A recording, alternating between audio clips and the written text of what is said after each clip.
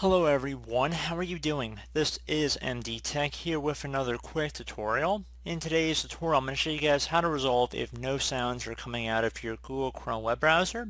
So this could definitely be a frustrating issue, and in today's tutorial I'm going to show you guys how to hopefully resolve it without too much of a hassle. So we're going to just jump into it, and we're going to start by opening up the Google Chrome web browser if it's not already open. And then we're going to proceed to navigate over to the three-dotted icon near the top right corner of the browser. So I'm going to just left click on that to open up the settings window here, and then I'm going to go down and left click on settings.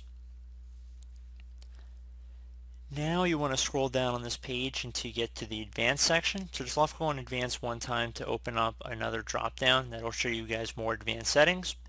You want to scroll down a bit to get to content settings, control what information websites can use and what content they can show you. So left click on that. Now you want to go ahead and select a sound from this list. So mute sites that play sound is probably what it says right here. So in order to enable sound, just toggle this to the on position. So just toggle this O one time. Now it says allow sites to play sound, which is recommended.